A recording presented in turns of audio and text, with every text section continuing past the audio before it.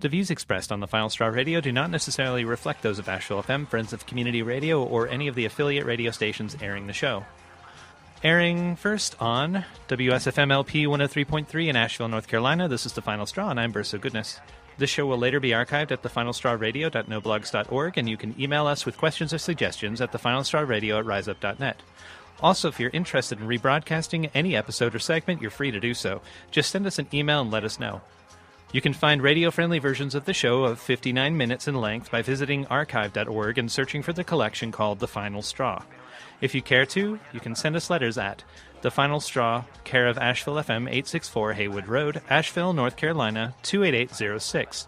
This show is brought to you by Firestorm Books and Coffee. Located at 610 Haywood Road, Firestorm Books and Coffee is a worker-owned cooperative in Asheville specializing in offbeat, underground, and independent literature. You can find a sample of Firestorm's catalog of books and zines, plus a full calendar of events at their website, firestorm.coop. This week I got the chance to speak to Bruno Renero-Hannan, who is an anarchist historical anthropologist from Mexico City, about their solidarity work around two of the original 250 Loxicha prisoners in the state of Oaxaca. This rebellion and imprisonment occurred almost simultaneously to the Zapatista rebellion in Chiapas in the mid to late 90s with very different results. We talk about the long and complex history of this case, the similarities and differences between this uprising and that of the Zapatistas, the ongoing political repression of Alvaro Ramirez and Abraham Ramirez, and the economic solidarity push being organized by our guest, as well as some stark parallels between this case and the case of the J20 defendants. For drinkers in Asheville, this week features two libation-centric benefits for Books to Prisoners projects. On Wednesday, February 14th, Valentine's Day, 3 bars in Asheville will be participating in a drink special that will raise money for Transmission Prison Project, our local LGBT Books to Prisoners project with a national scope.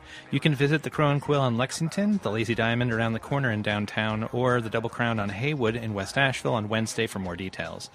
On Thursday, February 15th, at the Chiapas South Slope Tasting Room and Brewery, 32 Banks Avenue, number 105, they will be having their first New Beer Thursday fundraiser of 2018 for Asheville Prison Books Project. Starting with the release on the 15th and running through March, a portion of the cost of every glass of their pomegranate sour sold will be donated to APBP. More events coming up this week in the Asheville area include on Thursday the 15th at 7 p.m., Blue Ridge ABC is holding a benefit show at Static Age for a local activist, and it is a sliding scale cost. Bands featured include Creamy, Electric Santa, Cloud Gazer, Secret Shame, Falcon Mitts, and Chris Head. On Saturday, February 17th, Matthew Heinbach of the Traditionalist Workers' Party will be speaking at the University of Tennessee in Knoxville from 1 to 4 p.m. If you don't like this, you can contact the university by calling 865-974-9265. That's 865-974-9265. And demand that they disinvite this open neo-Nazi organizer from their campus. Later that night in Asheville, the monthly benefit dance party called Hex will be holding an event at the Mothlight to raise money and materials for A-Hope, which provides services locally to houseless and poor folks. You can bring socks and footwear and camping gears to donate. On Tuesday, April 20th at 6 p.m. at the Shell Studio, 474 Haywood, on the second floor, there will be a showing of the locally produced documentary entitled Hebron, about human rights struggles in Palestine. On Friday, the 23rd at 6:30 p.m., the Steady Collective will be participating in a harm reduction forum at the Haywood Street Congregation at 297 Haywood Street in downtown. Also that night, BRABC will be showing the latest Trouble documentary by Submedia at 7:30 p.m. at Firestorm Books and Coffee. This will be the second on student organizing around the world.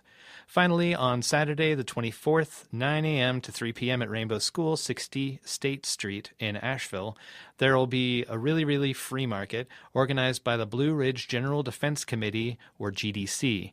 Please bring stuff that's still good to share and come back with other stuff that's still good for free. Perfect for spring cleaning or dealing with inclement weather on a budget. A reminder that if you are a sensitive artistic type, the ACAB 2018 or Asheville, Carolina Anarchist Book Fair is soliciting art for fundraising and advertising purposes. If you have an image idea that you think you can put into action and want to share, That'd be dope. We're looking for things that we can put onto postcards, t-shirts, posters, or any other swag to spread the word about the event and help us cover the cost of operation. You can contact us at acab2018 at riseup.net or find us on Instagram. Likewise, if you are feeling artsy-fartsy and want to help out this show, we're looking for swag imagery ourselves, either as a logo or standalone piece of art that we can feature for fundraising purposes. If you like the show and want to help, post your files on a share.riseup.net link and send us that link to the Final Straw Radio at riseup.net or share it with one of our social media identities. If we choose to use your art, we'll send you a mixtape with one side produced by each of our regular contributing editors. Thank you so much for taking the time to come onto the show. Would you tell listeners a little bit about yourself and talk about what projects you do? Yeah, sure. I'd be happy to. And first of all, thank you for having me on the show. It's an honor and a pleasure, and I really appreciate the space. So my name is Bruno Renero-Hannan. I am originally from Mexico City, which is where I grew up, although I've lived in the United States for quite a while now, and I'm from a kind of bicultural, bi-national family. So currently I live in Southeast Michigan, where I'm a PhD candidate in anthropology and history at the University of Michigan. And the main work I've been working on in the last few years is partly through political solidarity and partly through my academic research with political prisoners in Oaxaca, Mexico. And in particular, for the last several years, I've been writing about and kind of working in different capacities to support a group of political prisoners known as the Loxicha Prisoners, who were all Zapatista men who were incarcerated for several decades since the 1990s up until just last year. And that's mostly what we'll be talking about today. But other projects that I've been involved in, I've also done other forms of kind of politically engaged research in the state of Guerrero around guerrilla movements in the 1970s there and the kind of state terror and so-called dirty war, kind of state violence there. I've also done stuff around kind of anarchist organizing in Mexico City, other less political stuff around the cult of La Santa Muerte in Mexico City. I've been involved in political organizing to support the families of the 43 disappeared students of Ayotzinapa. For instance, we here, some comrades and I, in 2014, organized the welcome for the caravan of family members when they came through. I've also been involved in kind of anarchistic and anti-fascist organizing here in Ann Arbor and in Michigan, working with Huron Valley. Right now, I've kind of brought some of that political solidarity with political prisoners in Oaxaca into conversation with folks here in Michigan, and that's kind of now become a sort of joint project between folks in Oaxaca and here in Ann Arbor and Ypsilanti. Yeah, as far as further resources, the one thing I would definitely want to plug is our Patreon website. It's a GoFundMe sort of thing where people can sign up to make monthly donations, which can be, anything as little as $1 each month, up to whatever amount they would like to. And we're trying to build up towards covering the impossible and unjust court fees being called damage reparations, which our comrades Abraham and Alvaro have to pay each month. So that's the one thing that I would really ask people to remember, and if they're able to get on there and donate. And so that website is www.patreon.com/keeploxicha-free. But yeah, that Patreon website is what we're trying to build right now, and it's challenging, because we're trying to just kind of build up through, just folks we know, without having to really go through, any questionable or unethical ways of getting to money or anything that would compromise this project in any way. Just kind of, it's going sort of peer to peer. Our friends networks are reaching out on a space like this where, people who might also feel solidarity can join on. And let's talk about the situation. So like you mentioned, we're here to talk about an ongoing situation of political repression against two indigenous Zapotec men, community members, Alvaro Sebastian Ramirez and Abraham Garcia Ramirez, who are from the Loxicha region in Oaxaca. They were incarcerated for 20 years, also like you mentioned, for resisting the Mexican state, and were just given what is ridiculously being called early release. And we'll talk more about that later. But could you talk about the original struggle in which Alvaro and Abraham got arrested? Definitely. So this is a slightly complicated story, and it's a long history now. So we're talking about the situation of political repression against these two former political prisoners, Alvaro Sebastian Ramirez and Abraham Garcia Ramirez. No relation between the two of them. And they are both Zapotec former community organizers from San Agustin Loxicha, which is a town in the southern Mexican state of Oaxaca, very close to the state of Chiapas, which is well known for being the site of the rebellion of the Zapatistas. As you mentioned, yes, Alvaro and Abraham were long-term political prisoners, known as the Loxicha Prisoners. They were of the last three to be released, but originally this was a group of upwards of 200 prisoners, all of them Zapotec men, a few women later, but from its original group, almost entirely men, who were arrested between 1996 and the late 90s, all of them accused of being complicit in a guerrilla armed uprising that took place on August 28th of 1996, when a guerrilla group called the Popular Revolutionary Army, or EPR, attacked soldiers, police, and Marines, kind of naval installations in various parts of Mexico simultaneously that night in several states, but most forcefully, kind of the most significant of those simultaneous attacks took place on the coast of Oaxaca, near a very fancy tourist resort town in a place called La Crucecita, Huatulco. And there close to 20 police and soldiers died, and several guerrillas died as well in this confrontation. And according to the state and federal and state authorities, they discovered that amongst these dead guerrillas, one of the members was a municipal authority from this town called San Agustin Loxicha, where there happened to be a very strong indigenous movement, which had kind of emerged in the early 1980s and was at this point very strong, fairly radical.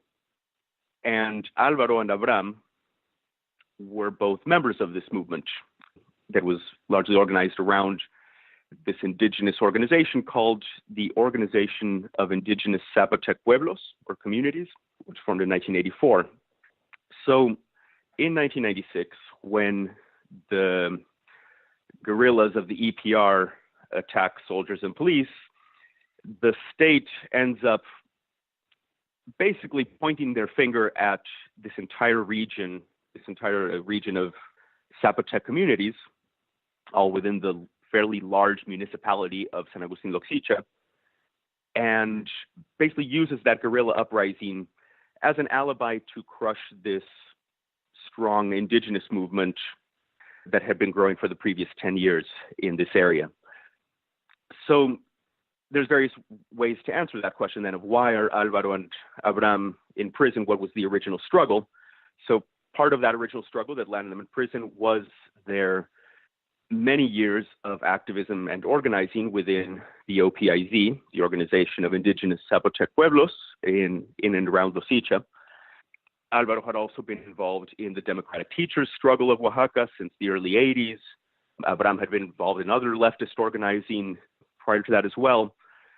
So that's one answer. They were political prisoners because they were political subjects who were very active in their communities, forming assemblies, organizing marches, enormous marches, taking over the central plaza of Oaxaca City and the Zócalo, taking over the airport. So that's part of what makes them political prisoners from 1996 onwards. The other reason is they are accused of being guerrilleros, members of a revolutionary clandestine organization. which has also kind of been the classic definition of being political prisoners. However, Alvaro and Abraham weren't the only ones arrested. As I mentioned, they were two out of upwards of 200 people, all from this cluster of communities that share the Loxicha Zapotec language, who were all arrested under these charges of being guerrillas, but many of them were not even involved in kind of the regional social movement. Many of them were completely apolitical, or perhaps might have even had contrary politics.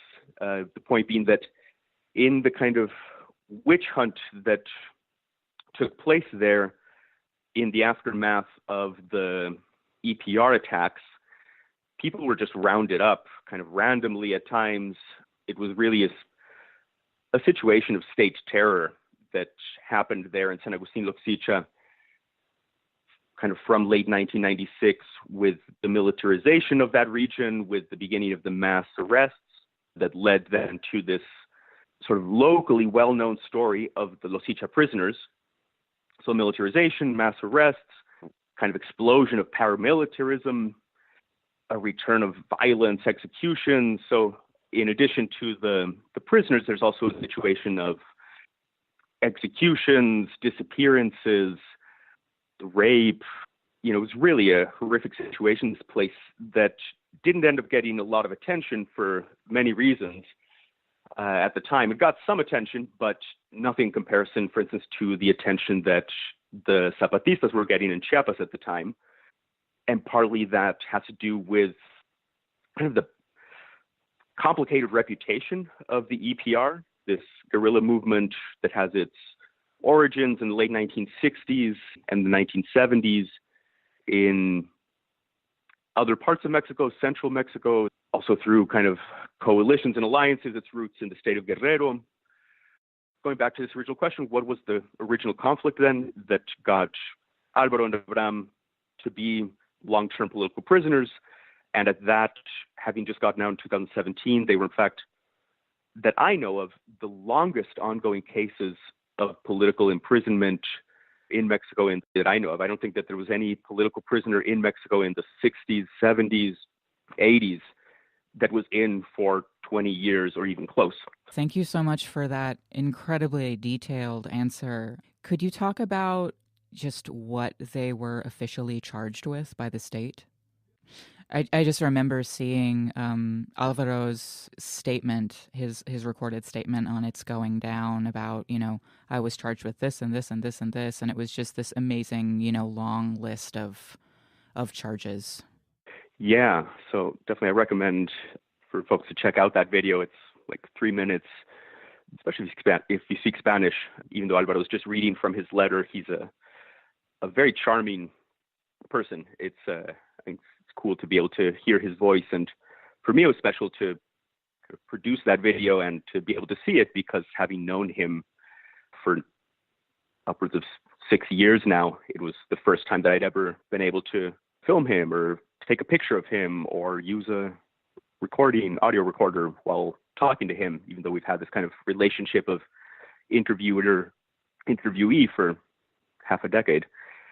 So in that video, he lists all the charges, and it's almost ridiculous, right? Just this ongoing kind of laundry list of every imaginable crime that you could throw at someone, including terrorism, conspiracy, and homicide, and basically just every conceivable kind of high caliber political and violent crime you can imagine thrown at somebody, to the extent that in the early days when he was first charged, he had a sentence of 190 years. He was a well-known, respected teacher where he was from, you know, kind of a well-respected and radical organizer. And this is why he ended up with those charges. Partly the fact that he was who he was, as someone who was really working to build autonomy in San Agustin Loxicha in a model that is similar to what the Zapatistas were doing, not identical, but something similar. And so the combination of the fact that Alvaro and his comrades were doing that work, along with the fact that the Mexican state urgently needed scapegoats and the infliction of actual terror in order to clamp down on the uprising of the Popular Revolutionary Army or anything that even smelled of it, in order to not be dealing with that front as well as the Zapatista front, which at this point the state could not simply annihilate or ignore. So they had to kind of deal and negotiate with it. But so the combination of these two situations are what led then to someone like Alvaro having 190 years of a sentence. What exactly these were, the most important of them is homicidio calificado, which is can be translated sort of like first-degree murder. It's not exactly the same as first degree. It could also be translated as aggravated murder. And that's the one that ended up adding the most number of years to the sentence, as well as attempted homicide. They were kind of pinning the murder of soldiers and police to him, as well as several of the other long-term Loxicha prisoners who were in there for decades. In addition to aggravated homicide and intended homicide, there was also, as I mentioned, terrorism, conspiracy, stockpiling of weapons, theft, illicit use of foreign property, damage of foreign property, illegally retaining someone else or kind of impinging on their freedoms. It's a long mouthful of things, which in the end, some of those were dropped through appeals, through kind of different legal actions over the 20 years in prison. Several of them, such as terrorism, stockpiling of weapons, were honestly just kind of symbolic ornaments, just kind of placed there by the state to make sure that it was very clear what this was about. You know, kind of on one hand, dismissing these charges as just being about criminals and not authentic political entities that the state should have to negotiate or deal with, such as they were doing with the Zapatistas, but rather simply kind of denying that they were political prisoners while, you know, placing these very strongly politically tinted and stigmatizing charges onto their sentences, such as terrorism, conspiracy, so on, which were later dropped. You know, so terrorism, that kind of very, you know, particularly stigmatizing and dangerous charge, you know, if you call someone a terrorist, it gives states, you know, basically a free hand to do whatever you want to those people. And that was even before the so-called war on terror had begun. This was in the 90s. So sort of a running up to the logic of this war on terror, as well as, in a sense, sort of practicing and developing some of the methods that the state would later use in the so-called war on drugs, both as narcos and as the state. Yeah, so the charges, like I say, I was saying, in the end, terrorism, that especially kind of flashy one, got dropped. I think maybe around 2009 during an appeal, 2010. But it was notable to me while I was living in Oaxaca, kind of visiting the prisoners regularly, at what point they were transferred from this low security state prison where several of them had lived / been held captive for around 15 years. They were kind of this group of the last 7 of them were transferred to a new high security federal semi-privatized prison 2 hours south of Oaxaca City. And I remember that in a statement from the state government explaining why these prisoners were transferred, they would still kind of invoke this charge of terrorism, even though it had been dropped already. So saying something like, so the Secretary of Internal State Security announced yesterday in a statement that all of the federal prisoners in the state of Oaxaca being kind of accused of being narcos, as well as the 7 Loxicha prisoners accused of being armed guerrillas and of being accused of terrorism, were all transferred yesterday to the new federal prison in Miahuatlán, et cetera, et cetera. But, you know, so constantly sort of invoking this terrorism charge, even though it had been dropped years before and was always useless. But symbolically, those things kind of ring out and gives the state a lot of power in being able to manipulate people and coerce them or throw them in prison or use violence against them when you accuse them of terrorists. And especially when there's a lot of silence and unmemory, I would call it, around the issue, such as there was around Loxicha, where there's always been kind of a committed solidarity movement around the prisoners, but since 1996, but it has kind of waxed and waned. It's gone, kind of in and out of public perception, sort of submerged and then emerging again into awareness locally, sometimes nationally. It's at times gotten international attention. Certainly there has been kind of committed solidarity from anarchists in France, from the CGT in Spain, folks locally in Oaxaca City, in Mexico City, from kind of sometimes sort of fair weather solidarity, fickle, but some really long term. And I think it's particularly kind of different anarchist groups or anarchist leaning groups in Mexico or in Europe, other places who have really stuck with Alvaro in particular. I'd say in particular on account of his kind of adopting the Sixth Declaration of the Lacandon Jungle of the Zapatistas as his political platform in the last several years, although that's something we can talk about further on as well.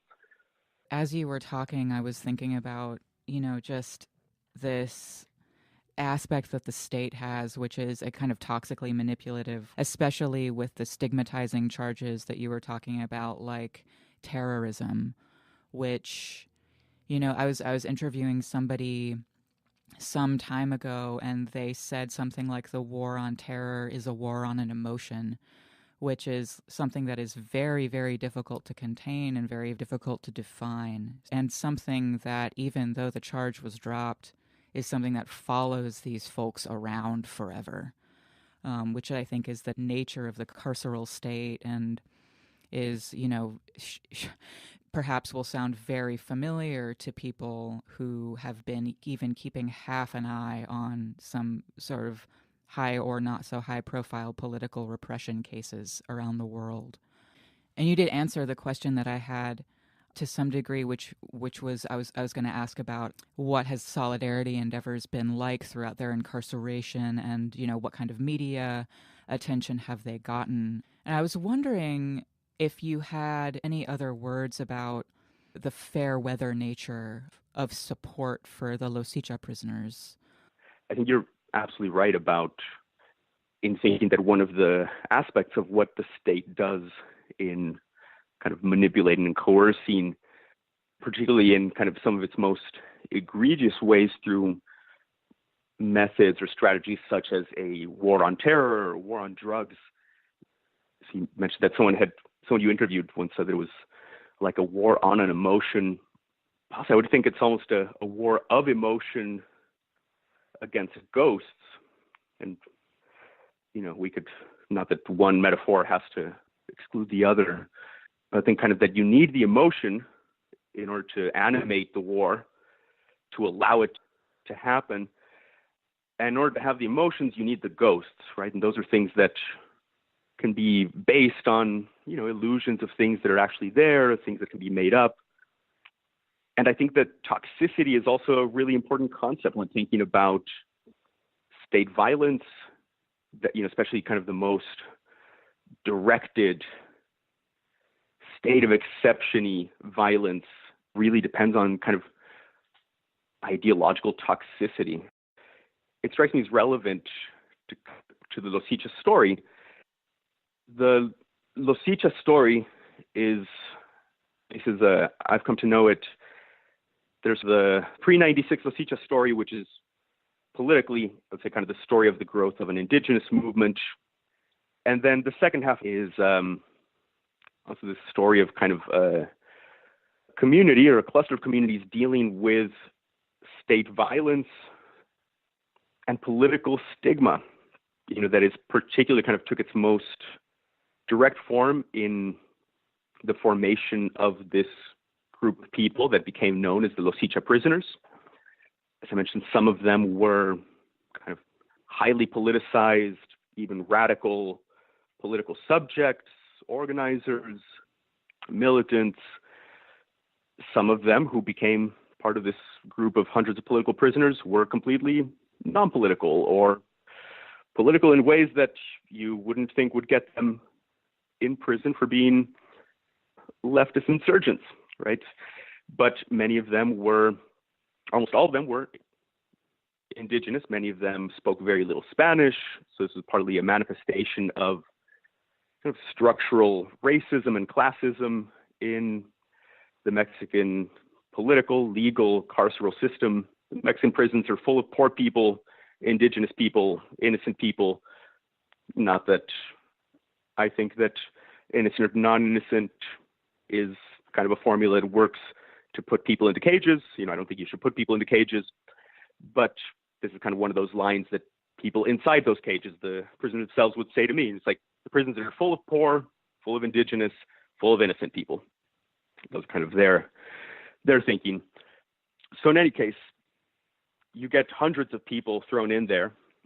And part of what this kind of mass incarceration, this kind of very focalized mass incarceration of indigenous people from this one area accomplished was to fracture this political indigenous movement that had emerged there in the previous 10 years. So it kind of fractured and really kind of stopped it in its tracks.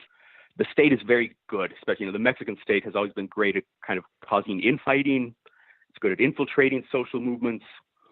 And here it really showed its talent at kind of undoing and fracturing a social movement, pitting its leaders and its members against each other. While at the same time, they were being attacked on all sides. They were confronting militarization, the rise of paramilitarism, the return of kind of old caciquismo and pistolerismo, the rule of old political bosses and gunmen, which that organization had emerged partly in order to oppose. What the state needed at this point in 96, when it was dealing with the Zapatista uprising in Chiapas, so the Zapatistas rise up in 1994, really taking the state by surprise. And there was certainly a lot of fear on the part of the state of other indigenous rebellions or other rebellions of the poor, of other Zapatista movements and uprisings happening in other parts of the country. The state, frankly, they were pretty terrified of this. And so in 96, when you get yet another fairly surprising to the state attack, but at this point, the Mexican state and the federal government in particular had no choice but to engage with the Zapatistas, partly because they were very successful at what they did, right? So in forming their communities, their rebellion, the Revolutionary Army throughout the 80s and early 90s, the Zapatistas were, certainly it wasn't all victories. Now in the decades that they've been around, they've suffered many losses and confronted great struggles, but it's been a successful revolution. I guess that's, just one of the important things that has to be noted in this discussion. The Zapatista uprising has been successful, and that's why today in 2018, you can go and visit Chiapas and visit the Zapatista caracoles and actually, witness a successful living and breathing and walking revolutionary society, small and embattled as it may be. And this other story that we're talking about here, kind of this other revolutionary movement that emerged in Oaxaca in the 1980s and early 90s, it is the story, sadly, of a failed revolution, on the other hand. It is the story of a revolution that failed for many reasons. Part of them might have been internal contradictions, but part of it certainly was unrelenting and very effective state violence. And, it's really hard to talk about what happened in Oaxaca and with the Loxicha prisoners and not refer it to what happened. It was happening in Chiapas at the same time. At that time, it was surviving. It was, in spite of, the Mexican state certainly tried to annihilate it, just kind of use military force against it, and could not, right? They couldn't use military force, and they were also not effective with the PRI, which is the longtime ruling party in Mexico, the PRI. None of its large and well-tried arsenal of political, social, economic tools of cooptation, so on, none of that was effective at undoing the Zapatista movement either. Somewhat effective. They lost some of their caracoles, their autonomous regions, but 5 of them, there they are. So this was a reality that the Mexican state had to deal with in 1994, 95, 96. And with the emergence then of this other guerrilla uprising with the face of the EPR, the Mexican state essentially made it its project to take a different course of action with them and to just basically do their best to annihilate them.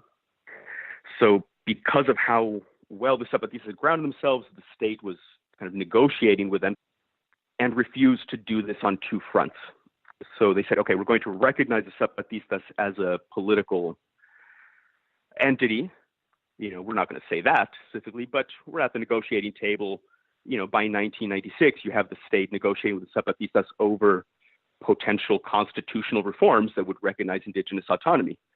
As the EPR makes its uprising, and the EPR is strongest kind of in parts of Oaxaca and Guerrero, in central Mexico, several other states, but the federal and state governments, really the state, at all the levels, kind of organize itself to really focus on the military solution in dealing with the Popular Revolutionary Army and with other indigenous communities who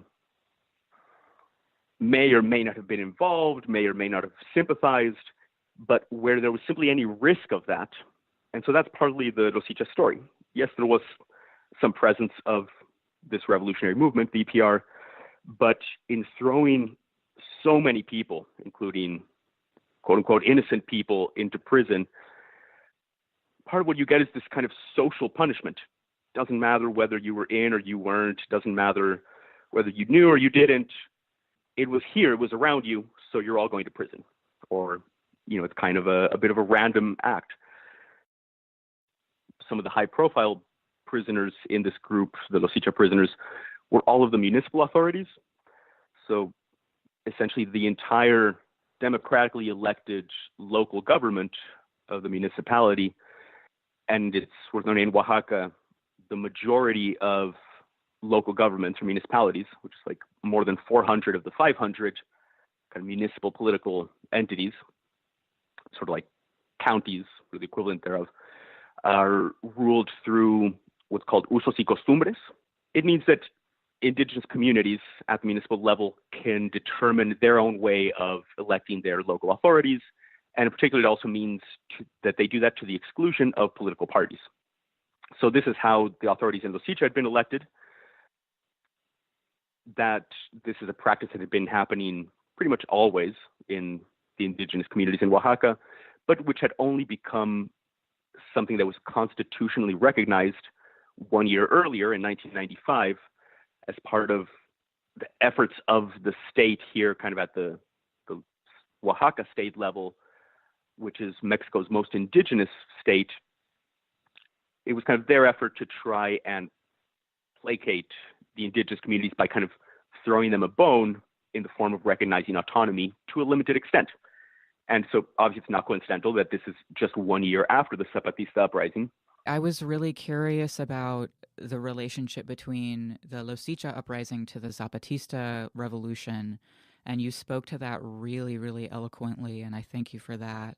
Because, the Zapatistas are, worldwide such a revolutionary example and are very, very, looked to, and, the examples that they bring into like revolutionary discourse are very cherished, I think.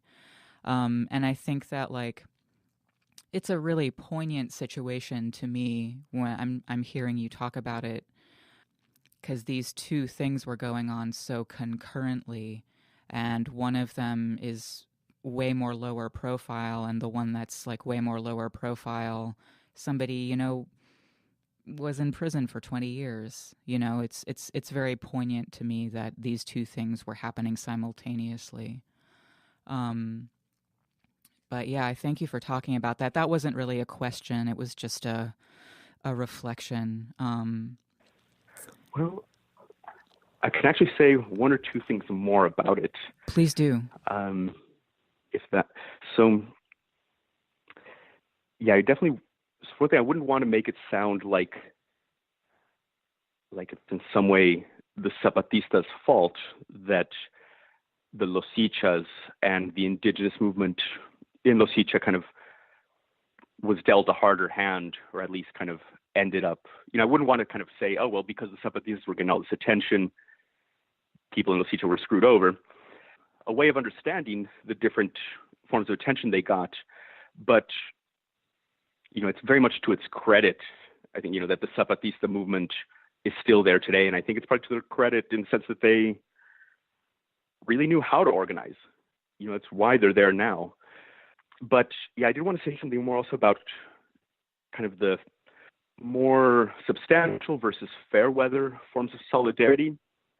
So part of one of the facets or one of the realities of the Loxicha story, kind of in its second phase as a story of many, many political prisoners and their many families, tons of fractured families and fractured communities who then, while faced with a lot of violence, have to organize themselves in order to kind of out of nowhere create this prisoner solidarity and prisoner freedom movement. Kind of one important aspect of that Loxicha story as a prisoner liberation story is that it was a struggle that was made particularly difficult by its association with this particular armed group, the EPR. So while in the mid-90s, a lot of people wanted to be on board with supporting the Zapatistas because really they did have a very novel, very moving, very inspiring political message, which is why they really changed political discourse at the time. And a lot of people wanted to be involved with them. Whereas the Popular Revolutionary Army, the EPR, at least kind of at its leadership level, this was is still around, a national organization. Their discourse was fairly stuck in the past, right? This is still kind of a very old-fashioned, stodgy Marxist Leninism, with a Maoist streak that really wasn't speaking to any people. To be honest, I've been studying this, this cluster of movements for years, and I find it really hard to get through a statement by the EPR, through the end. Just really hard to read. Yeah. Whereas, Zapatista stuff is, it's impossible to put down. So there's, partly this, the EPR doesn't really, at least its political discourse, its rhetoric, and its public statements don't really inspire. Also, the EPR comes out of the longer lineage of armed clandestine movements in Mexico. And some of these, such as the PROCUP-PDLP, which is the Partido Revolucionario Obrero Campesino Unión del Pueblo Partido de los Pobres. So this predecessor of the EPR, or one of its predecessors, has a lot of dark associations. There was kind of in the 1970s and 80s, that group was involved with kind of a lot of actually violent infighting within its own ranks. It's kind of stories of so-called revolutionary trials against its own former comrades, very foul treatment of its own political prisoners and then disavowing them, in some cases killing its own kind of former prisoners who had abandoned its ranks. So there were these kind of dark associations, some of it kind of on the level of legend, some of it actual, around this organization. And the fact that also then in 1996, when the EPR rises up, the Zapatistas, who really are kind of holding a lot of the world's political imagination, or at least, in Mexico and many other places, they'd already put down their weapons. The actual armed confrontation between the Zapatistas and the Mexican state lasted for 12 days. And then because the Zapatistas have always been really good at listening, the practice of listening has always been really integral to a lot of their political practice on many levels, they kind of heard this public outcry calling for an end to the war, and they put down their weapons and have since then, while there is still a revolutionary army that is part of its movements and it's not going away, but it has managed to kind of successfully implement and develop its revolutionary society or communities without having to ever go on the military offensive since 1994. Anyway, at that point, it had been 2 years since then when in 1996, the EPR rises up, kind of shooting up police and soldiers. And for several of these reasons, then a lot of people weren't that sympathetic when you then get this story of indigenous political prisoners who are all accused of being members of this particular revolutionary organization. And really, it doesn't matter, like, clearly for most of them, this was just kind of, the Loxicha movement wasn't the EPR. The Loxicha prisoners were really the product of a witch hunt. And you had a very diverse group of individuals in there. So because of these many associations around the EPR, the state was very good at stigmatizing that movement. And so then, as you arrest people who you accuse of being members of the EPR, you call them terrorists, and then it's very easy to throw them away and to make people think twice before getting associated. So as I began saying this, a lot of people wanted to get on board with the Zapatistas in terms of NGOs, human rights organizations, legal aid, translators, all sorts of solidarity. But with the Loxichas, people were very hesitant. So it was a very, very limited cast of people, of organizations. Essentially, there was kind of one in each category, one human rights organization, one team of solidarity, lawyers, one NGO that kind of got on board with the legal and political defense of the Loxichas in the aftermath of 96. And, this was kind of making a full loop back to one of your questions.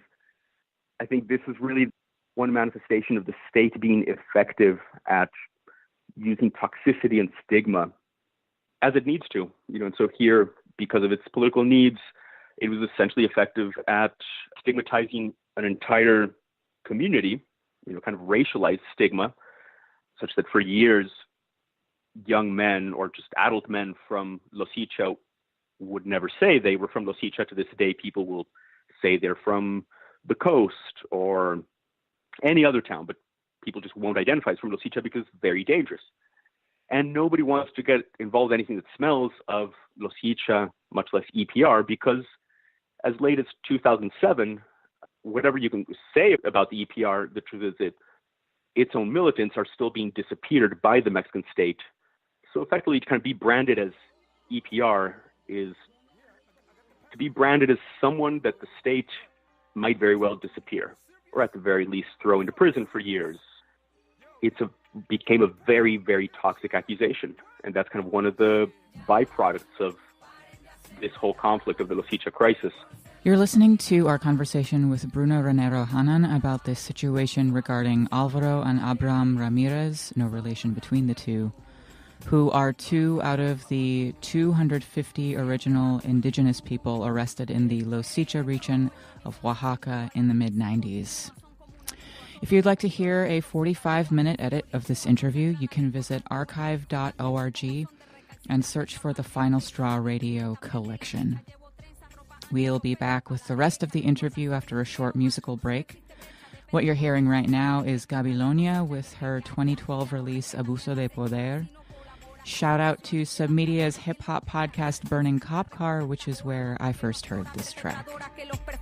Se ponen feo, van y se lanzan para el rodeo y no llevan video echándose plomo con todos los reos. Ya basta y respeten a los ciudadanos y seres humanos que ustedes tratan como gusanos. Ya, paren de hacer maldad por ser la autoridad. Nos quieren controlar con su abuso de poder. Somos la juventud, no somos como tú. Siente la multitud del pueblo. Llegó la rampa para que te desplaces con tu trampa y sigas diciendo que la culpa la tienes en Lampa. Tu campo es mi pasatiempo cuando entrompo. Yo sé cuáles son tus reglas, por eso mismo la rompo, policía. Yo vine a decirte de parte del pueblo rapero sin pero, seguimos enteros, vinimos de cero, guerreros sinceros, voceros de acero. Queremos que se reconozca que somos un clásico en el mundo entero. Yo no quiero que solo se diga que usamos drogas y que somos groseros. No, lo que pertenecemos a esta cultura. No queremos que nos sigan viendo como basura. Por eso es que le metemos fuego a la escritura. Por eso salen canciones que no tienen censura. Yo, por eso decimos fuck, por eso hacemos hip hop. No nos importa tu placa, tu metralla ni tu glob. Tu mente en shock, fucking police stop. Recuerda que el tiempo pasa y nunca para en el clock. Ya, paren de hacer maldad por ser la autoridad. Nos quieren controlar con su abuso de poder. Somos la juventud, no somos como tú. Siente la multitud del pueblo. Sigo firme y obedeciéndole al rey de reyes. Nunca estos popeyes seguiremos violando sus leyes, dando falla. Sigo rapeando por donde vaya. El pueblo no calla, aquella galla pa' la batalla. Dime, ¿cómo tú quieres que este país se mejore? Si ustedes están en complot con todos los secuestradores sin relajo. Solo mediten porque me fajo. Esto no pasaría si bien cumplieran con su trabajo. No, pa' los motorizados no existe socorro. Como locos se la pasan multando a todos los carros. Le dan cana a aquel que esté tranquilo fumándose un porro y no se encargan del que está cometiendo actos bizarros. Por eso no queremos a la police. Seguiremos levantando el puño, police. Batallando firme en la lucha, police. No queremos policías, ladrones ni jefes corruptos. Ya. I'm wondering if you wouldn't mind talking about who are Alvaro and Abraham personally. You mentioned at several points that you had a personal relationship with Alvaro, but will you talk about who they are and the projects that they do and what is important to them politically these days? Yeah, definitely. Yeah, so first, how I got to know them, and I have a personal relationship with both of them, Alvaro and Abraham, because both of them were amongst the last 7 of the Loxicha prisoners. So of that group of prisoners that was upwards of 200, maybe as many as 250 in the late 90s, all of them, kind of all those that were originally associated with this case, there were still 7 of them in prison in 2012 when I started visiting them and interviewing them to record their oral histories. So I started visiting Oaxaca kind of regularly around 2008 because I was beginning my doctoral research around questions of social movements and historical memory. And originally I was interested in doing something around the Popular Assembly of the Peoples of Oaxaca. And around then it's kind of when I became aware of the Loxicha prisoners, who were at that point kind of an old story. It's kind of one of these long, kind of still breathing stories of state violence and grassroots solidarity that I didn't quite understand too well, but it was something that was kind of because of the effervescence of the 2006 urban uprising of the Apo, there was kind of this rising to the surface of other sort of forgotten or kind of dormant political struggles. I got to know Abraham and Alvaro in 2012 when I kind of shifted my research from the Popular Assembly of the Peoples of Oaxaca and that 2006 movement to the Loxicha story. And so I moved for a while to their community, to San Agustin Loxicha, where I lived for a bit over a year, conducting interviews there and doing historical research, ethnography, at the same time that I started visiting them in 2 state prisons close to Oaxaca City, in Discotel and Etla. I would visit these last 7 of the Loxicha prisoners. I ended up kind of getting to know 5 of them, or interviewing and recording the oral histories of 5 of them. And I got to know particularly well a few of them, particularly Alvaro and Abraham, as well as a couple of others. So my relationship with them was from the beginning one of political solidarity and accompaniment, as well as kind of being centered around this project of recording their oral histories. It's partly for my academic research in order to kind of try to get this piece of paper, but mostly comes from, I've often seen kind of my role as a politically engaged researcher as being someone who can amplify the voices of others or share stories. And so that really became kind of the basis of our relationship. At the beginning was me. I would go and visit them. In 6 of them were in Iscotel prison. And this being kind of a low security prison, I would be able to spend several hours kind of hanging out with them, just listening and writing down stories in my notebook. Low security prisons in Mexico might be kind of surprising to what Americans imagine prisons being like. And granted, it's still a prison. You're still, locked up and constrained. But a place like Iscotel prison, the prisoners didn't have to wear uniforms. They could kind of walk around in the periphery, kind of inside the gates, but around the building.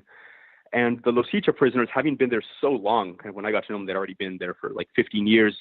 They'd kind of accrued sort of, some seniority, some respect from both the guards, authorities, other prisoners. One of them was on his own in a different prison in Etla, Zacarías, became a master carpenter there. But the other 6 were all in Iscotel. They were all in one single cell, cell 22, where they'd been, or several of them had been since 1996. Originally, there were maybe kind of 50 or 60 of them in 2 cells, kind of terrible situation. But as they ended up kind of slowly getting out, and just those with the longest sentences remained in, the first 6, all of them lived in cell 22 there in Iscotel prison. And it was always striking to me that a prison, its main purpose is kind of to isolate humans, to desocialize them, to try to extirpate them from society. And I was always struck by how limited the state could be, or just how great humans are at kind of subverting that, how the Loxicha prisoners had, over these 15 years been able to carve out a little habitable space, a little human corner within this kind of dehumanizing place. So Alvaro had also become a carpenter in prison. He picked up the trade there, and, for instance, built a second story inside the cell. It was called a tapanco, kind of a little loft, so that they wouldn't be so cramped. And that way, 2 of them went and kind of had their beds upstairs, and the other 4 were down below. I think he also ended up building a little kind of altar to the Virgin and, their other patron saints. In Mexico, it's not uncommon at all to be a leftist, even a radical, perhaps even revolutionary, and still be devout. They would organize events. So that was kind of their life in there, and I got to know them through this kind of relationship of interviews and recording their stories.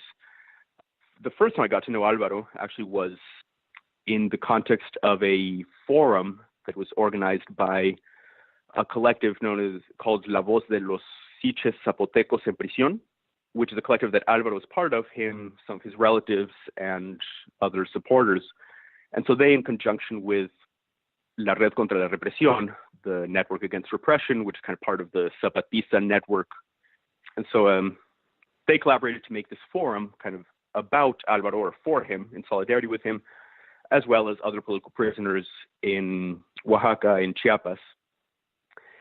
And kind of the second day of this forum involved making a visit to Iscotel. So that's kind of how I first went in. I was hesitant at first to just go in, to try to visit them and say, like, hey, I just want to hear about your stories. So I thought it was important to kind of first go in through kind of the side of political solidarity rather than the side of oral history.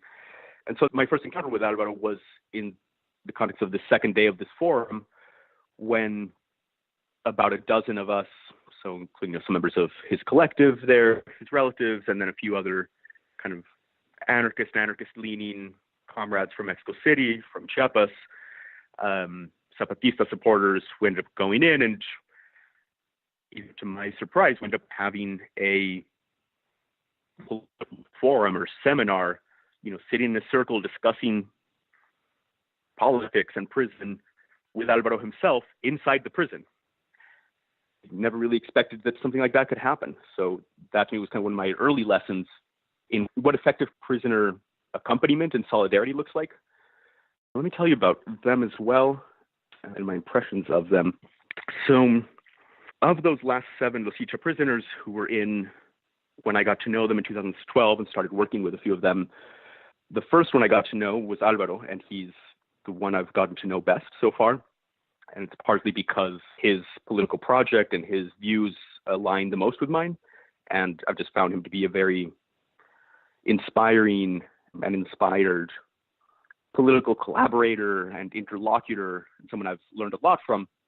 But anyway, so Alvaro's been kind of a political organizer, radical, pretty much his whole life. He grew up in a small community called Llanomaguey, which is kind of a little village in the municipality of San Agustin Loxicha. As a Zapotec speaker in a peasant family, I think he didn't have a pair of shoes until he was 12 years old. Grew up farming, but ended up working in the countryside, and then as a young man went to become a teacher. And in Oaxaca, since the 1980s, which is when he started the teachers' union, there has been a fairly powerful and at times radical movement. So he was part of kind of that original radical emergence of the democratic teachers movement in the early 80s. And then some of his early political struggles back in Loxicha, kind of back near his home, were the establishment of schools for communities. Then in 1984, he was one of the co-founders of the Organization of Indigenous Zapotec Communities, or Pueblos, the OPIZ. And he also became a member of the local municipal government.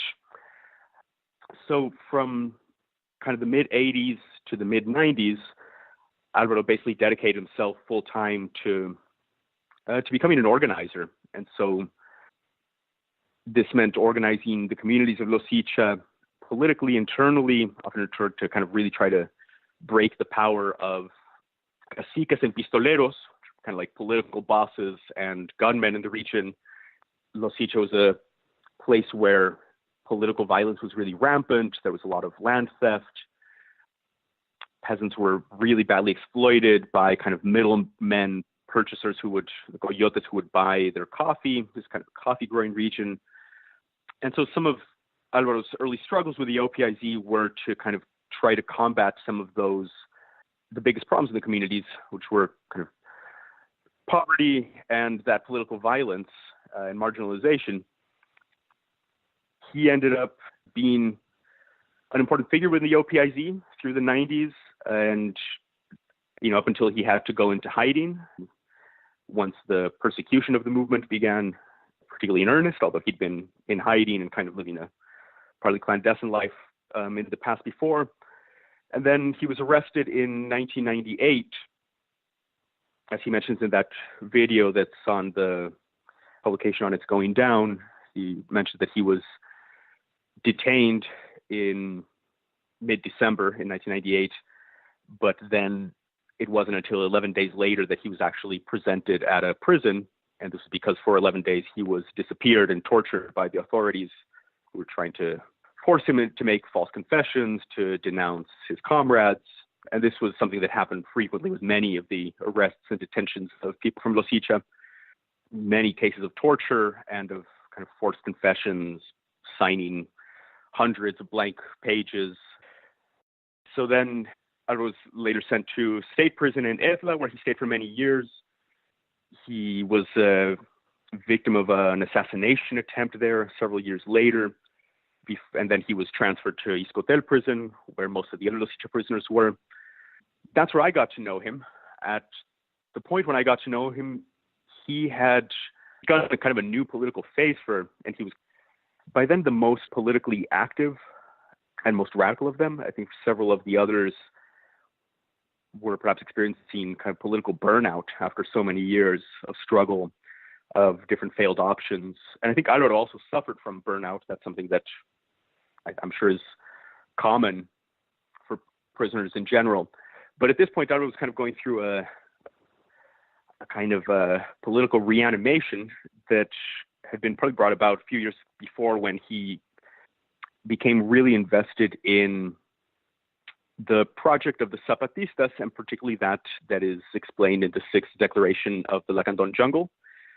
And that's become really one of the most important parts of his political project since then. He kind of found a new political energy at that point, kind of sharing it with other prisoners, trying to enact it. I think the Zapatista discourse kind of really served for him to rethink a lot of his current political practice, kind of inside the prison. He started thinking about how to think about new forms of organization, how to talk to other people about horizontal organizing and autonomous work, kind of how to get that message through in a kind of accessible way. He also began kind of corresponding and engaging with other prisoners who were adherents of the Sixth. And I think it also served partly to kind of reinterpret his own political trajectory and his past. Some of the most insightful and exciting political discussions I've had were with him, with Alvaro, and his his daughter and her partner, who were some of the members of the collective that has supported Alvaro for many years, or at least since kind of 2009, kind of built around this Zapatista model. Not that it's trying to replicate it, but just kind of use some of those basic principles. And so that work has been around rethinking, kind of as people in solidarity with him, such as his relatives or his allies, but also for himself, kind of rethinking what it is to be a political prisoner as a political subject, to rethink what solidarity looks like, that solidarity isn't charity or a favor, that it's not done for someone, but with someone, really trying to place a prisoner, a political prisoner, at the very center of his, her, their struggle for liberation. So in sum, I'd say, Alvaro is someone that's really kind of inspired and taught me a lot, about prison, about freedom, about solidarity, about autonomy. His Zapatismo has become a really influential thing for him. And so as soon as he got out of prison in 2017, one of the first things he did was kind of, instead of now just corresponding with that Zapatista network, and that network organizes through adherence of the Sixth, he went and started meeting people. So he got involved immediately with the campaign to support Marichuy, the potential candidate for the National Indigenous Congress, which kind of a recent Zapatista project to try to kind of subvert the national elections in Mexico. So he joined the campaign to support her and get signatures, and joined their tour through southern Mexico and followed them to the Zapatista communities. And he ended up visiting all 5 caracoles, which I know a lot of people who claim to be Zapatista supporters who haven't visited even one, certainly not 5. He'd just gotten out of prison, been inside for 20 years.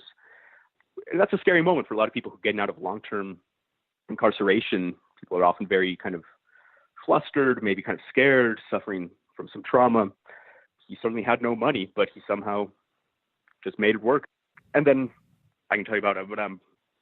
Avram was one of the next prisoners that I got to know by recording their oral histories. And Avram Garcia Ramirez is, like Alvaro, someone who grew up very poor in a rural community in the municipality of San Agustin Loxicha. He's from Santa Cruz. He tells a story about not being able to get past the 5th grade at the closest school because he suffered an accident when his teacher's donkey had a rope attached to it that accidentally caught on his leg and ended up dragging him several meters and messing up his leg really badly to the extent that he couldn't walk. And his parents were afraid to take him to a doctor because they were afraid that they would amputate his leg, which this story, may sound silly, but it's not a story about, these ignorant parents. Those stories are expressions of what structural racism and poverty look and feel like, where indigenous people, speakers of Zapotec, like Avram's parents, were generally treated so poorly, with so much derision, discrimination by authorities, by doctors, judges, police, people who held power. It was so common that, they were afraid that if they took his son in, that they would sooner amputate his leg than fix it. So Avram tells a story about not being able to go back to school because he basically sat at home on a little stool for a year and would just kind of read by himself. He studied on his own. He continued working as a coffee cultivator from a very early age. Then in his youth, he ended up getting involved first through the kind of leftist political party, the PRD, on the coast of Oaxaca. And then I think being disappointed with party politics, he ended up then hearing about the indigenous movement of the OPIZ that was forming back in his hometown and around Loxicha. And when he went back there in the early 90s, he ended up getting involved. And so I'd say that Avram, like Zacarias, another of the last prisoners to get out, were kind of part of like a second generation of OPIZ militants and community organizers. And so Avram was very charismatic. He was very charming and effective political organizer. So at this point, the OPIZ in the early 90s really had a lot of kind of political presence throughout most of the 70-odd towns and villages that make up the municipality of San Agustin Loxicha. So Abraham was someone who was kind of organizing people to organizing assemblies, getting people to come out.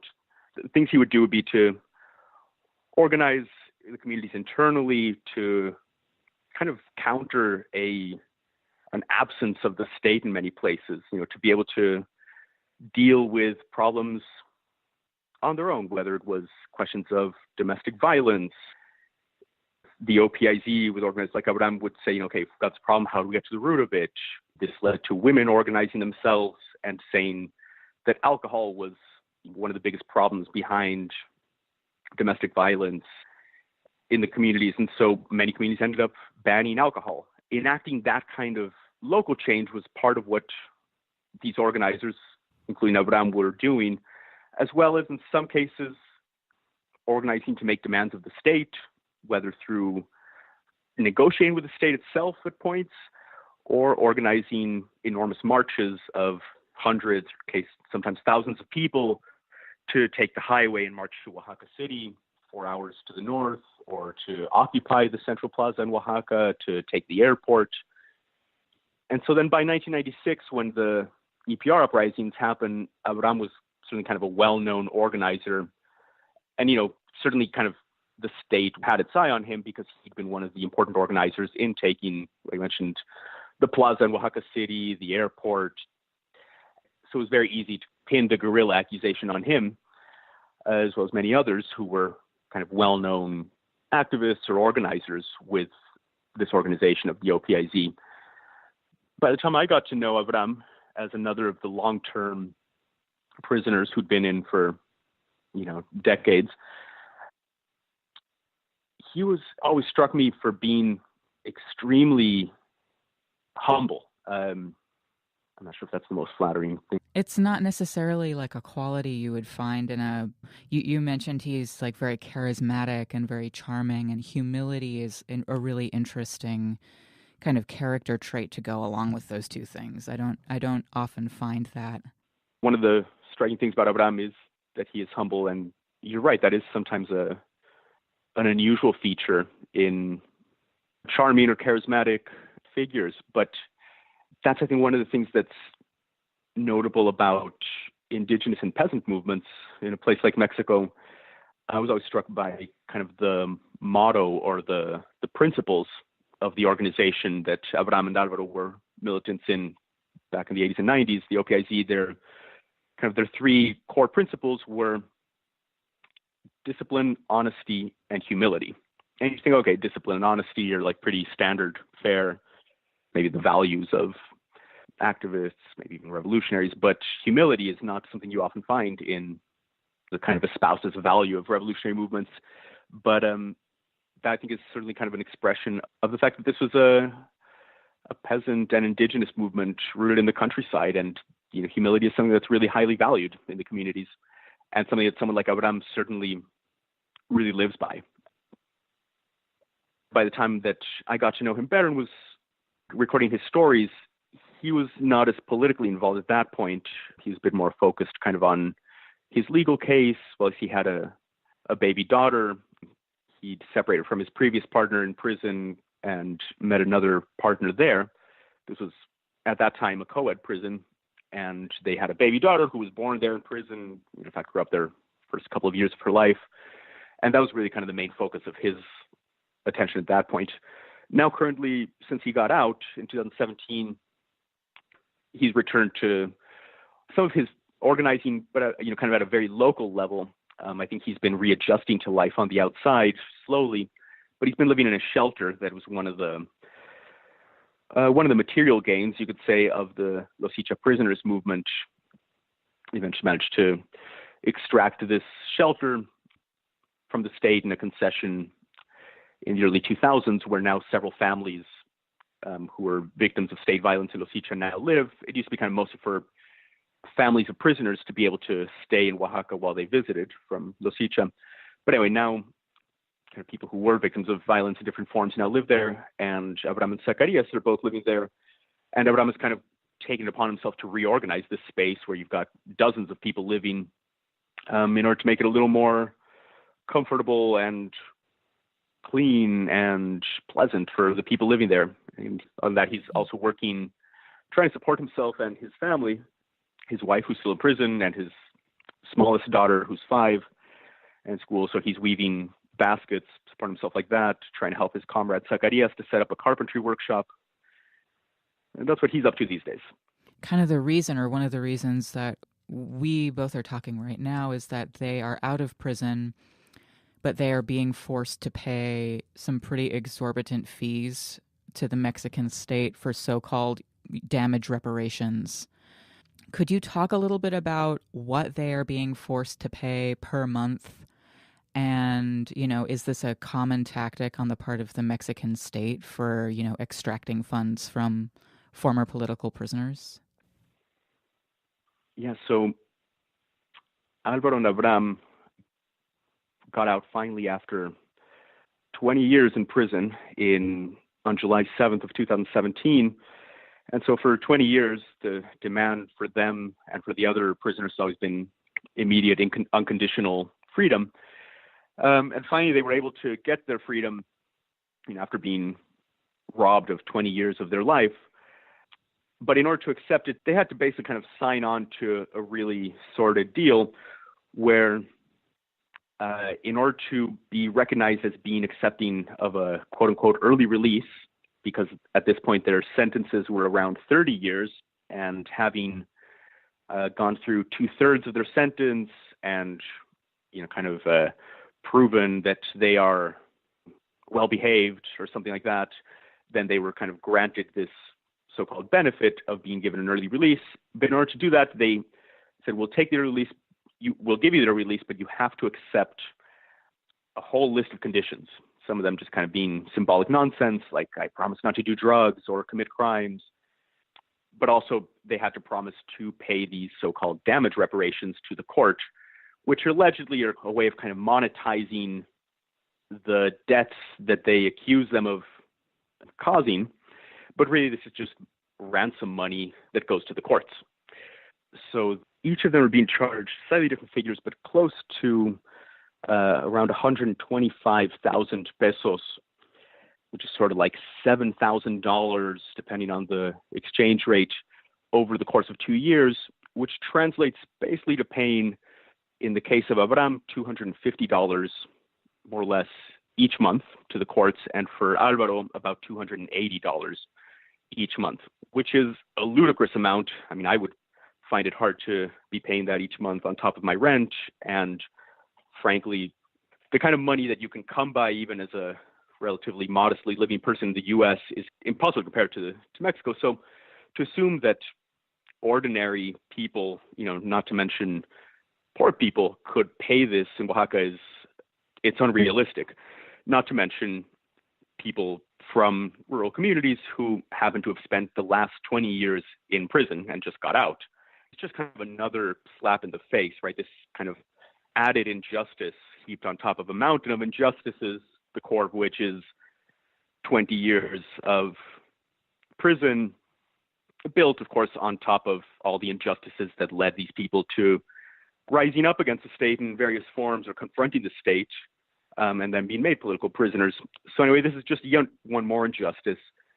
And part of why we've taken it up here, so for me it was part just, through my connections with the Loxicha Prisoners to help out however I could. And we've taken it up here in the U.S., even though certainly there's kind of a network of support for Alvaro and Abraham there in Mexico. It's just doing something in the vein of economic solidarity is much easier here in the U.S. just because, even through just a few dollars that might not be a lot to people here, even ordinary people who might have low-paying jobs, still just a kind of a couple of bucks a month is something that we can afford. If we hit up some kind of wealthier liberals, maybe they could even throw in some more. That would be great. But even with just some kind of very small donations built up across a pool of friends and comrades, I think, we can hopefully get up to covering that $530 a month that would cover both of their damage reparation fees, and thus help them to not be forced to go back to prison. So that's really the punchline behind it, is that they are being charged these damage reparations, which, like I said, are essentially ransom by the courts, because the threat that accompanies them is that if they don't pay it, they will be forced back into prison for another 10 years.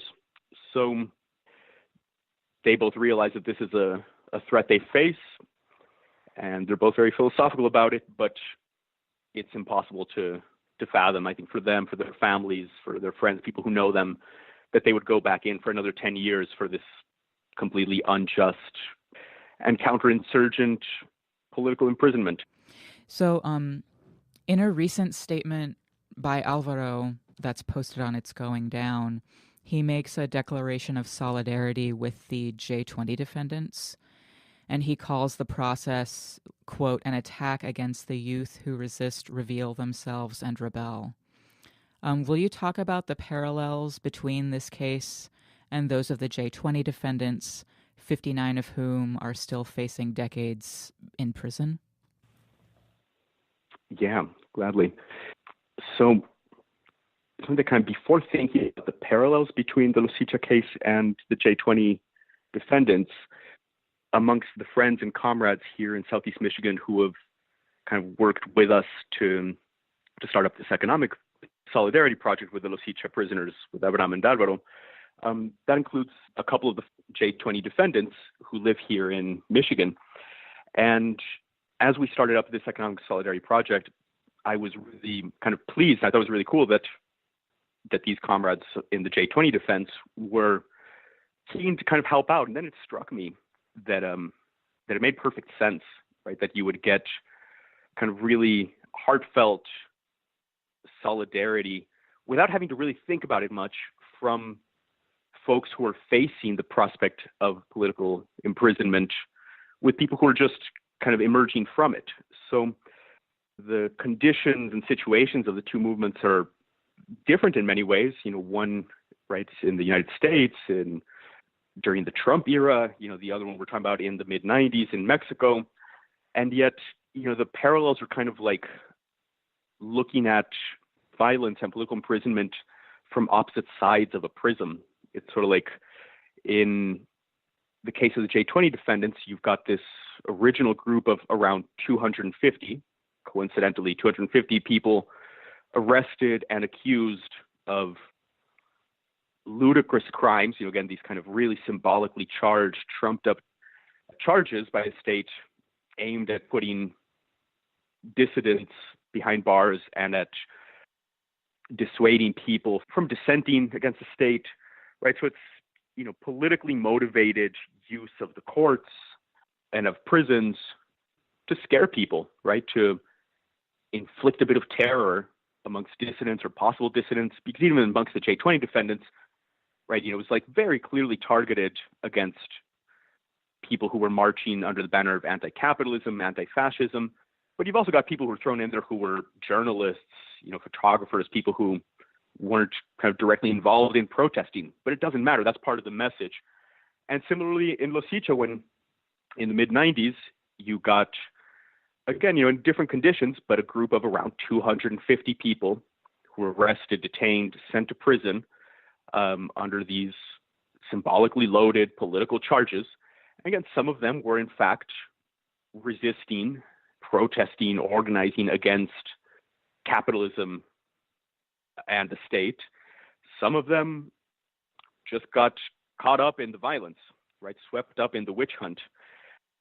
And yet, I think that what caught the imagination of these comrades who are J20 defendants here in Michigan who wanted to support Alvaro and Abraham is to think, here the J20 defendants are kind of looking down the barrel, or looking at the prospect of decades of political imprisonment for resisting the state, for protesting it.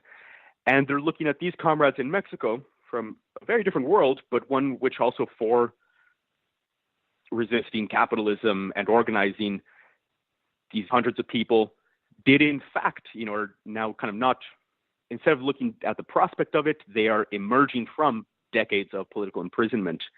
And, this led to conversations here about, the fact that there must be a lot to learn, kind of from one side to the other. What can folks, particularly young organizers such as the J20 defendants, what can they learn? What can we all learn from listening to the story of people who did suffer through decades of political imprisonment, and the other way around? What can folks like Alvaro and Abraham learn from new forms of resistance and solidarity that are emerging from and being expressed by something like the J20 defense? And so it was this cool surprise here to kind of get J20 defendants in on the project and to have these discussions, kind of comparing the two phenomena. And then when some of us visited Alvaro this past December, we had a visit with him, the first time, now in freedom, and recorded this video and did some interviews. And we were talking about J20 and the J20 defendants. So for one hand, it was notable that he actually hadn't heard about J20, which, kind of shows, well, we need, perhaps this shows that we need some more communication across leftist networks internationally. But we then had a really great conversation in which we kind of explained what had happened on J20, what the situations of J20 defendants were. And it took so little to explain at all. He was immediately captivated, perceptive, just kind of almost like clapping his hands saying, of course, that makes perfect sense that, obviously these are the repercussions, this is what the state did follow, in reaction to those who were marching under the banner of anti-capitalism, anti-fascism. And we had one of those kind of classical great discussions, that Alvaro is fantastic at, of, discussing some of these comparisons. And one of the great things come out of it is we kind of proposed that this could be the beginning of some exchanges. So we thought it would be really great to kind of organize some form of dialogue, exchanges, encounters somehow between Alvaro, his comrades, the former prisoners in Mexico, and J20 defendants and their allies here in the U.S., to kind of give this conversation now some actual substance. And their Alvaro and kind of his comrades offered that they could then disseminate that or, share it on a newspaper like Unidos, which is kind of a newspaper of the network of adherents of the Sixth Declaration. That's so wonderful that it was such a productive conversation. Like that makes me really happy to hear that, and congratulations for being a part of that and for setting that up and for like drawing those parallels. I think that's really, really awesome.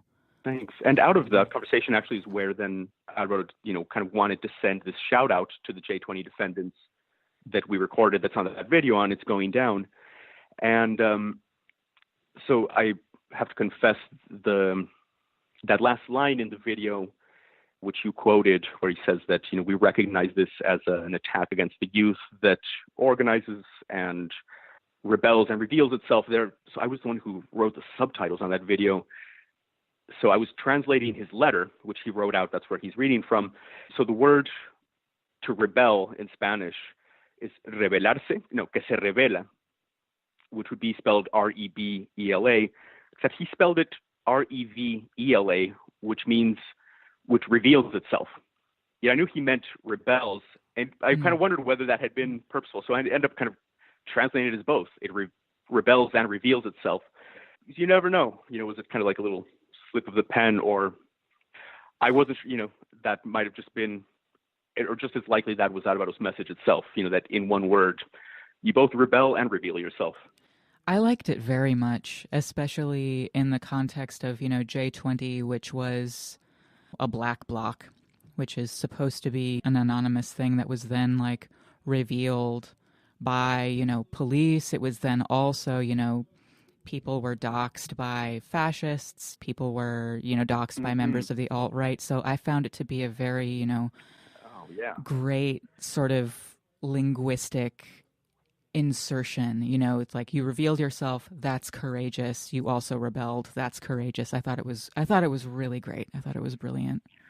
I love that. And, you're totally right. So you mentioned it was a black bloc, where people conceal themselves in a sense, kind of conceal their identities and their faces, and yet they do so in order to reveal themselves, in order to rebel. It's kind of like what the Zapatistas did in covering their faces, which say, in order to be noticed, in order to have a face, we had to cover our faces. So I've always kind of loved that through this kind of anonymizing yourself, you become someone. I kind of imagined that in rebelling and revealing themselves, that Alvaro might also be saying that kind of in that act of rebellion, you reveal yourself not only to the state, to others, but even to yourself. People discover themselves in that moment of action. As Frantz Fanon said, consciousness is born in action. It's not the other way around. Could you remind us of the Patreon link again and talk a little bit about, the Economic Solidarity Project endeavor being organized under the banner Keep Loxicha Free? Definitely. Yeah, that's really, that's kind of the main focus of what we're trying to organize with this economic solidarity is that Patreon page. So I really appreciate the chance to kind of be able to broadcast it a bit. For most of us who are working on this, this is our first time doing this kind of economic solidarity. I think for most of us, I personally, at least, I find that kind of economic solidarity can feel a little bit tricky or off-putting. I prefer the kinds of solidarity of which, economic solidarity is one tiny fragment, one tiny instance of what solidarity can look like. And I think for those of us who are kind of further left, with anarchistic leanings, Zapatista sympathizers, dealing with money is something really uncomfortable. We don't like doing it. And it's partly why Alvaro and Abraham themselves have not been able to raise that money. A couple of the last Loxicha prisoners who got out last year had the same conditions, but they've been able to raise that money through connections to unions, through asking the state. And Abraham and Alvaro have not wanted to do that. That's partly one of the ways that these ransoms work in Mexico, is that you kind of have to ask then someone powerful to help you out, and you end up indebted. So what we're trying to do by kind of bringing that economic solidarity pitch, here to the U.S. is, and internationally, anywhere that people want to donate, is to try and kind of take that weight off of having to ask for the money over there. So instead we said, let us ask for it. It'll probably be easier here. But several of us who are doing this have never actually done fundraising. Personally, I've never done fundraising, so it's figuring out as we do it.